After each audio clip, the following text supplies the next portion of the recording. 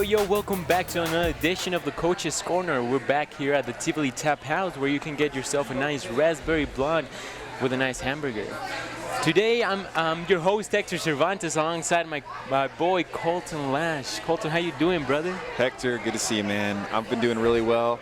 Weekend's been great, and some exciting news this week. The women's soccer team made it to the RMAC Conference playoffs. So hey, that's exciting pretty news. Exciting. If you tell me, that's pretty hard too. I mean, yeah, right? Very impressive. Very impressive. So who do we have in for tonight? So tonight on the show, we have the women's golf coach, Stefanie Ferguson. She will join us to talk about their fall season, including their fun team trip to Puerto Rico. Also, last week we talked women's basketball, and on this week's show, we're going to bring on men's head coach Michael Bahl from the men's basketball team. And we'll get to know sophomore Winnie Shaw from the golf team, who hails from Wichita, Kansas. So some golf talk and basketball talk on today's show. Hey, if you ask me, I didn't get an invite to that Puerto Rico trip. Did you? I did not. You know, I would have maybe been willing to hop in the suitcase underneath the plane, but that would have been exciting. That would have been exciting. But we're going to talk to that later on in the show. But first, we're going to catch you up on some Roadrunner news. Our women's soccer team had 2 games at home to finish out the regular season. After a 1-1 tie with Regis on Friday, the squad took on Black Hills State on Sunday. It was senior day for 9 of our Roadrunners, so a lot of emotions were on the pitch. But it was underclassmen that rose to the occasion. Luna Garcia ripped one past the keeper to help her team make the 1-0 lead. Then it was another sophomore in Paloma Terena who went to top shelf to put on the nail on the coffin. Coach Tracy Chow's squad has earned a spot on the 2019 RMAC tournament. The men's team took on Colorado Christian at the Regency Athletic Complex on Friday. Freshman phenom Jerry Gutierrez scored for the second time in 2 games to raise his total to 5 on the season. Then it was a senior who toe-poked his goal past the keep Bryce Montez, scoring his 3rd on the year. It was a 2-0 win for the Roadrunners.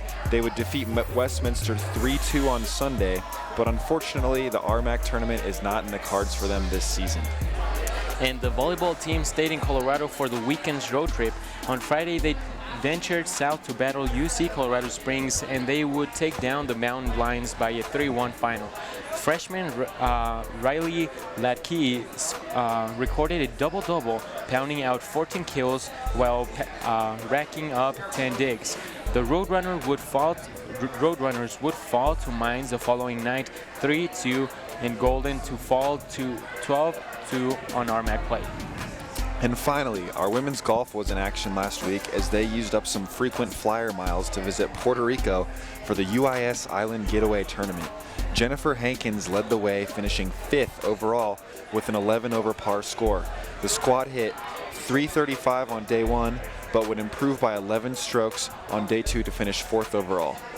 Hey, so in sticking with golf talk, we bring on Stefanie Ferguson, head coach for our women's golf team. How are you doing tonight? Good. How are you guys doing? Doing good. Good. Thanks for having me. Yeah, of course.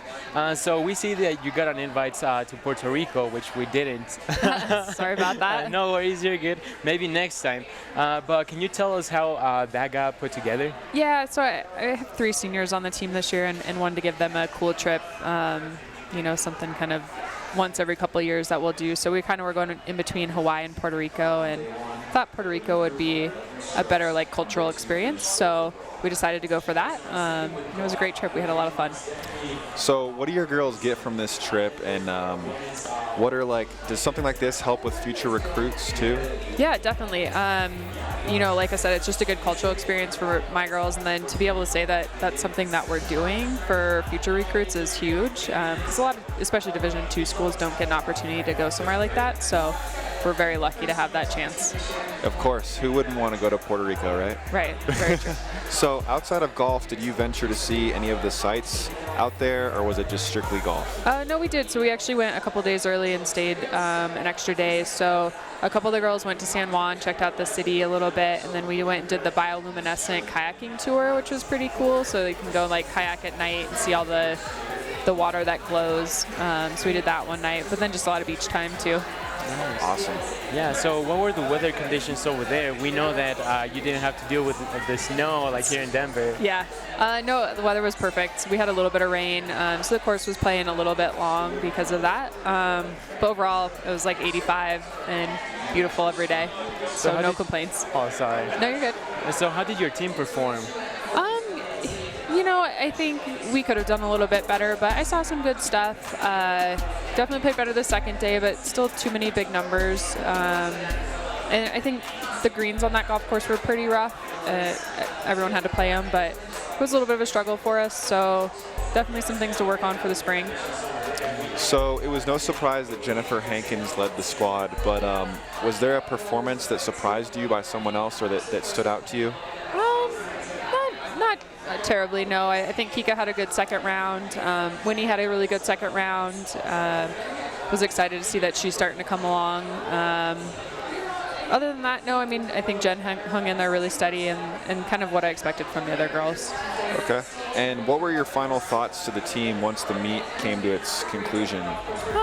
You know, I think for us that trip was kind of, I mean, obviously it was still a tournament. We still wanted to play well, but it was more about just the experience. So, you know, just kind of being able to look back on the whole season and figuring out what we need to focus on in the off season more than anything. So no huge takeaways from that one. So this was your final tournament until March of 2020. Yep. So can you give us a wrap up of how this fall went, and what are you expecting to improve on for the next tournament? Yeah. So I mean, the fall we had a lot of really good single days. We didn't really put 2 good days together, which was a little frustrating. But I think from all the girls, I saw some really good things and some things that I'm really looking forward to for this spring. So I think we just need to work on less big numbers and a little bit more course management, a few swing changes over the winter. But overall, I think we're in a good spot. We just need to have a little more consistency for 2 days. Okay. So, Coach, we don't have you often here, so we're going to ask you some Roadrunner trivia. Okay. Yeah, so we're going to bombard you with questions because, we don't have you here often. Okay. All right. Coach, this is your chance to take the lead above everybody else. Okay, right I just need to know, what does Tracy Chow have right now? Do you know? 3 points. 3 Just 3 points? points. Okay, so I just have to beat her. That's all that matters.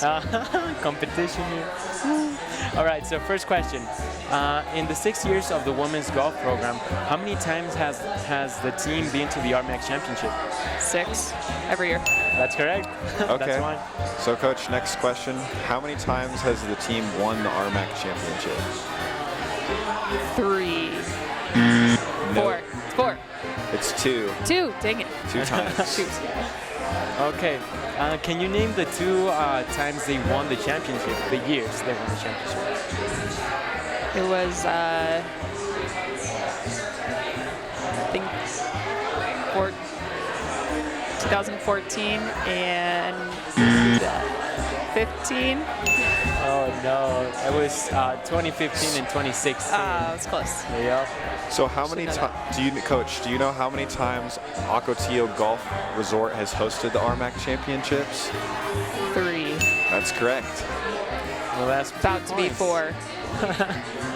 Okay, so where will the 2020 RMAC Championships be held at? It's going to be at Ocotillo as well. That's correct. That's 3 points. Okay, so last question. Who was your top finisher last year's in RMAC Championship, and what place did she finish? So Jen Hankins, and she finished, I want to say 5th? Oh, that's pretty close. I mean, the player's right. She finished 6th. 6th. Yeah, is that a point? Right around there. Half a point? I don't know. Come on. Yeah, point given. Yeah. Thank you. Okay, so that's 4 points. So you take the lead then. Yeah. 5 points. 5 It was points. a 2-point question on the last question. Oh, So you got a double whammy there, Coach. You're up to Love 5. Yes. Yeah. Up to 5. Awesome. Yeah. So, Coach, thank you so much for hanging out with us. Yeah, thank you guys for having me. Appreciate Yeah, of course. it. We want to wish you the best on your next tournament. Thank you very much. So we're going to step aside, but stay right in because we're going to be talking some basketball up next in the Coach's Corner.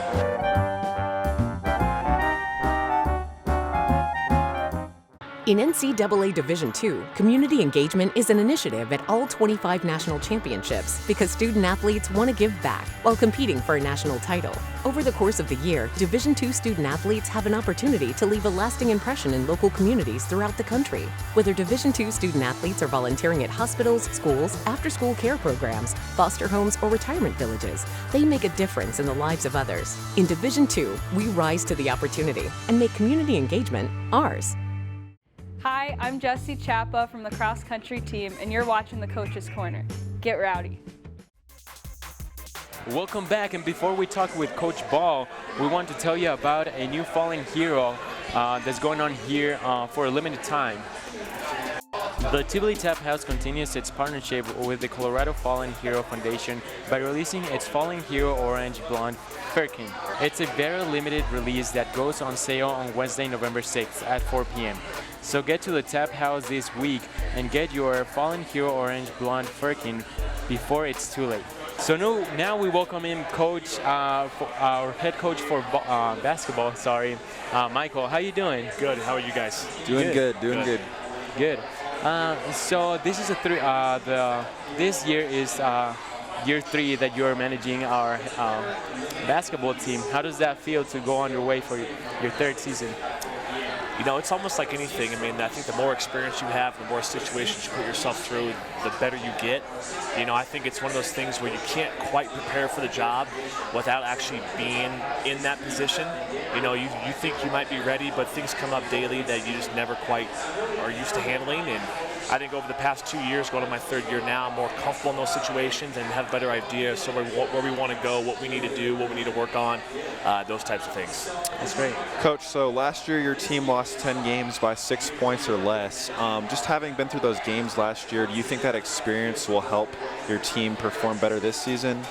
Yeah, I think it's one of those things, again, where I mean, we relied on so many new guys to come in and have impact on us right away, where it puts tremendous amount of pressure and stress on those types of kids. And I think you have to sort of go through those situations in order to get better. And we returned 9 players off last year's team, so I think the experience is there. But, you know, it's a brand new season. It's a brand new year. I hope we've learned our lessons from last year, and hopefully we see some better results this year. So that team chemistry is definitely improved, you would say? Yeah, I think more you have guys that are around the traps, and we have 5 seniors on the roster, and 4 of the 5 seniors have been in school for 5 years. So we have a lot of older guys, which I think it does help, especially at our level. Awesome. Cool. So you mentioned that you have 9 returners. Ironically, the women's basketball team also has 9 returners, but Coach Chavez said that her team is not the same. Would you agree with that your team is different, or would you say it's the same? No, I think each year is different. I think each team is a little bit different. They take on different identities. So I would have to say we're a little bit different than last year, even though we have some of the same pieces. I think we're more mature, a little bit older, you know, and those things hopefully will pay off dividends for us, you know, when it gets to the season here. So one player returning is Drew Sasa, who earned an all-conference honors in his first season last year. Were you surprised of his quick success, and what do you expect this season from him? No, I think Drew's is one of our hardest workers, so I wasn't surprised by any means. I did feel he was sort of up and down, especially with road versus home games, and I think that has something to do with just him, you know, coming to a new situation, new environment. You know, he's had a phenomenal offseason, a phenomenal summer. We went to Costa Rica. He had a phenomenal trip in Costa Rica. So I think he's really primed to have a really good senior year. And he's a guy who's been in school for 5 years, so he's an older guy that guys look up to. And like I said, I mean, we're expecting big things from him this year. That's good. So you had a couple players that were on the team last year but did not play for you, like Match Lambert and Lou O'Keefe, right? So they were watching more from the sideline, is that correct? How does it feel now to have them on the field playing for you? You know, I think it's one of those things where Mitch, you know, he had to sit out last year. He was not eligible to play. And then Laulu, we decided to redshirt him as a freshman. We felt he needed to get a little bit bigger, a little bit stronger, and just get sort of used to the speed of the game. And, you know, I think when you sit out, you learn a lot, you know, but they've also been thrown in the mix this year, too, which, you know, like before, whether it's coaching or playing, there's nothing quite like the experience of actually being out there. You know, so we're pretty excited about both those guys. We think they're going to have pretty big impact for this year, and, you know, we're very lucky to have them. Coach, so what is Roadrunners men's basketball going to look like this season? What can we expect? Top-heavy defense, scoring 100 points a game. What should we look forward to this season? You know, if you would have asked me this 2 years ago, I would have said we would have done this, this, and this. But no, I think defense is where we hang our hats. You know, we've been one of the best defensive teams in the conference. We're long, we're athletic. You know, I think that's one of the things that you guys definitely can count on. And offensively, we do want to play a little bit faster. We do want to push the tempo a little bit more. But we're a defensive team first and foremost. Yep. Defense wins championships, they say. That's 100% correct. Yeah, so this is the first time we're talking to you ever since you took the trip to Costa Rica over the summer. How did that trip go, and how did you feel your team performed? I thought it was great. I wish we could do it every year. You know, unfortunately, NCAA doesn't allow you to do that. But I think selfishly, from the basketball standpoint, I think we got a lot done. You know, we were able to practice 10 days before we left, and then obviously we had two games down there, which we played really well in. But I think it was more the team bonding, the team experiences. We went whitewater rafting, we went zip lining, things that these guys would never have done, ever. You know, so to experience something for the first time with a group of guys, there's something special about that, and that's where I think we're going to see the most impact is just the team building and stuff like that, which happened off the floor. Yep. So the RMAC preseason poll was announced in October, and it predicted that your squad would finish 5th at the end of the season.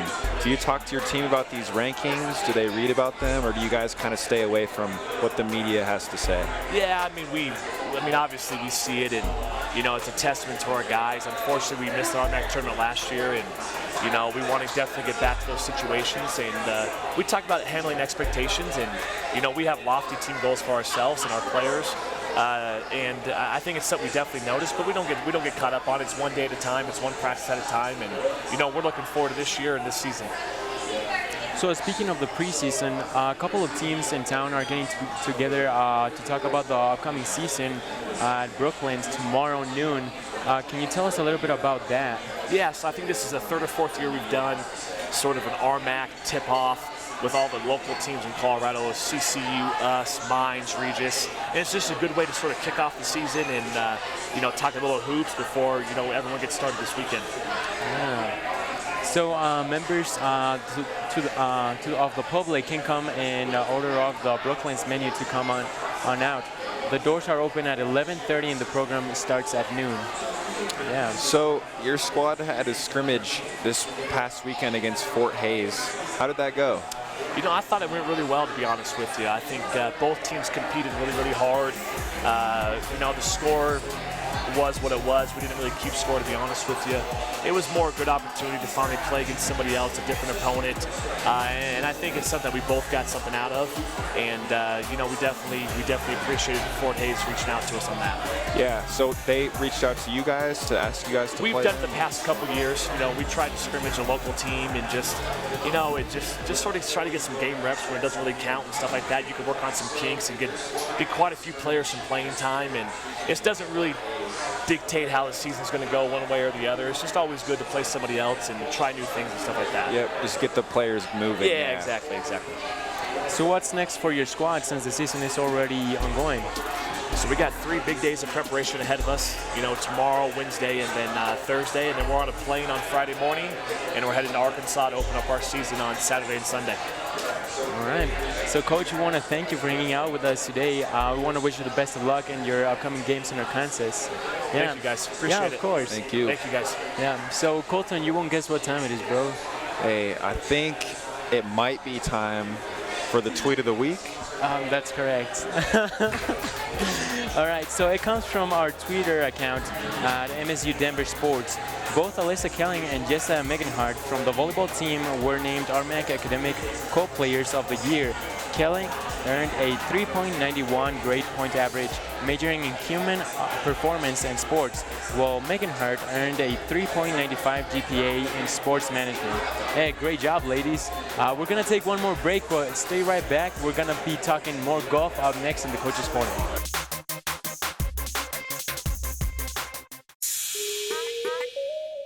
Let's go! Watch out and in! The Roadrunners have responded.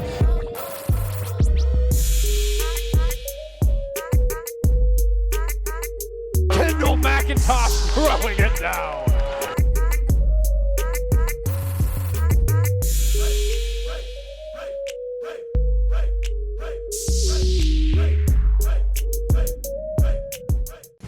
play Bree Wellington, senior from women's basketball. Down the floor, Wellington, all alone, got it. And you're watching Coach's Corner. Get rowdy. Welcome back, and we want to say hello to Winnie Shaw. Winnie, how you doing? I'm good. How are you guys? Doing great, doing great. So we have to ask you about your Puerto Rico trip last week. How did that go for you? Well, it was nice to be on the beach out of the snow. I think that definitely helped our golf game in general. It was really cool to get the opportunity to go. We did a lot of fundraising and worked hard to get the funds to go and back us up for that trip. So it was really a great experience and fun to play on different grass and see a different field and play some teams we've never seen before. Overall, it was a great learning experience, I think. Nice. So we asked your coach about the weather conditions just being a little different. Did that affect your performance at all? It was definitely some time to adjust for the difference in elevation because the ball doesn't go as far, so you have to relearn yardages, and the humidity will slow the ball down and stuff like that. So that was a little bit more difficult to learn, but also the grass type is different, so that also heavily affects it. But I don't know, it just you just get used to it after a day or two. So. Okay. How did that tournament go for you? It looked like you improved your second day. Yeah, definitely better the second day. I think that I got my bearings a little bit more. I didn't play to my potential, unfortunately, but I think that it was nice to be able to improve a few strokes by the second day and get it down a little bit and just be able to focus in a bit better. Well, glad it was a fun trip. So how is your fall season going as a freshman? Are you learning something? How are you improving to get better for the next championship?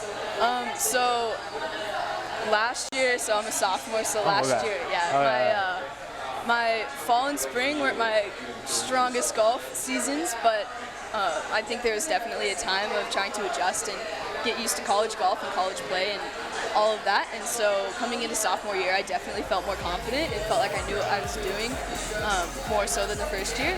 And I think that my scores reflected that as well. I think that there's definitely room for me to improve going on, and I still have a few seasons to do so, but I'm hoping this spring I can start playing my own game and improve upon that. Nice. So how did you get into golf? My dad played golf. My mom used to play golf, but she doesn't anymore. But through both my brothers and I into golf and all sorts of sports when we were young, and so I just played a lot of sports growing up and eventually just decided that golf was what I was going to do in college. Yeah, I just kind of stuck with that as I grew up. So. Nice. So you came here from Wichita, Kansas. How did you end up in Denver and choose Metro? So I wanted to get out of Kansas just because I felt like I could broaden my horizons a little bit outside of that. But I wanted to be somewhere near the mountains, and so being in Denver, I get the big city experience, but also get to go to the mountains when I need to, get some space, go out, ski, whatever. And I discovered MSU and started talking to Steph about being on the team, and really liked who Steph was and what she believed in, and liked the team and the location, and I just felt like it was a really good fit for me. Yeah, you made a good choice. Thank you. So are you liking it here? How is it for you? Like, you feel part of Metro? Does that make sense? Yeah, it does. I really like Metro. I think it is a good fit. I didn't really want to go to the traditional live on campus and the dorms and big football games and all that. I didn't really need that. I felt like I had enough to focus on with school and playing a sport, and just had enough to do with that. So yeah, I think it's a really good fit for me. So we heard that you have a twin brother. Yes. Is that so? Do you have a pretty close connection with him? How does your family dress you guys up in the same clothes growing up? Is that right? We were dressed up in the matching outfits growing up. When I was old enough to have a say in that stopped. But yeah, we are pretty close. It's weird not being with him since I was with him my entire life, and we did a lot of things together and challenged each other in different ways because we have different hobbies, and so it's just kind of the competitiveness of, okay, I'm going to be better than him at this, and he's going to be better than me at that. But it's fun to be able to bounce back and forth, but still be really different and have our own interests. So. Okay, that's awesome. That's cool. So along with your twin brother and your other brother, who's the best athlete of the bunch? Who would you say? I am not trying to toot my own horn, but they are not athletes at all. One wants to be a lawyer and one wants to be a photographer, and they just focus on that stuff. So, yeah, I kind of took over the sports for the family. Even being like the only girl, still just like kind of took that and ran with it. Okay. So tell us, how did you get into golf? I know you kind of mentioned that your dad brought you in, but like did you start playing at a young age, or? Yeah, so I started, I think everybody had that like little Snoopy golf club set when we were like 3 years old, so just playing like that, and then staying exposed to that, and then kind of did a junior golf program from like 7 to 10-ish, and I don't know, I just have always enjoyed a challenge and just really love sports, and golf is a challenge in the fact that it's a very strong mental game, and my coach can attest that like that's something I struggle with, and I think that I like the challenge in that and trying to improve upon myself. And I also think that golf reflects just real world situations a lot more, and like keeping composed in times that are maybe a little more stressful, but you can't just like run faster than the person next to you or something like that. So do you like to golf every day, or do you like to take a little time off, or what's your go-to strategy? I get in trouble for practicing when I'm not supposed to, because we are supposed to have off time. Okay. I definitely get really like I just feel the need to practice every single day. But I have been learning that it's good to just take a few days off and just relax for a little bit. For sure. So can you tell us a little bit about Coach Ferguson? How is she for you guys? I think that she is a really good fit for our team. I think she handles things very well. We also get along very well and kind of are we just like mesh well, and that she knows what to say to me and what I need to hear in different situations, but she's also good about like having fun, and she likes to do things like instead of just running for conditioning, we do kickboxing, and so like different things like that she makes sure that we can have fun and enjoy what we're doing. And she definitely likes us as people before she likes us as players, and she puts us first before the sport, which is very, very important, I think. Yeah. So the last tournament was in Puerto Rico. What were some things that like you personally and you and Coach discussed just to improve upon before the first tournament come spring? I have been, since last fall, working on a new swing, because we changed it all the way around when I got here. And so it's just kind of coming around a year and being able to use that swing as my own and playing my own games, and just mostly now that I have a swing that I can trust and start to feel confident in, it's making better decisions and using better course management to improve upon the scores that I have. Okay. Yeah, well, we want to thank you so much for being here tonight with us. We want to wish you the best of luck in your spring tournament. Appreciate it. Thanks for having me. Yeah, of course. So before we get out of here, we want to tell you about this weekend's Roadrunner Sports.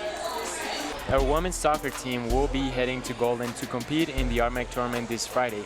The game will kick off at 2:30 as the Roadrunners will take on Dixie State. If Coach Shaw's squad advances, they'll stay in Coltin and take on the winner of Colorado Mines and Fort Lewis. Our volleyball team will be back at the Aurora Event Center this weekend. They'll take on South Dakota Mines on Friday at 7 p.m. and then against Black Hills State on Saturday at 5 p.m. Roadrunners TV will be there all weekend to bring you the action from our volleyball team. Our basketball teams will tip off their 2019-2020 season this weekend. The men will travel to Fort Smith, Arkansas to take on Tarleton State on Saturday, and then against Arkansas Fort Smith on Sunday. The women's basketball team will head to Pueblo to face some non-conference opponents. They'll first go toe-to-toe against Texas A&M Commerce on Friday before battling #1 ranked Lubbock Christian on Saturday. Keep up with both basketball teams at roadrunnersathletics.com. And that will be all for tonight. Thank you for sticking with us. We want to thank Coach Ferguson, Coach Bahl, and Winnie for sticking on with us again. For Coltin, Lash, I'm Hector Cervantes. See you next time.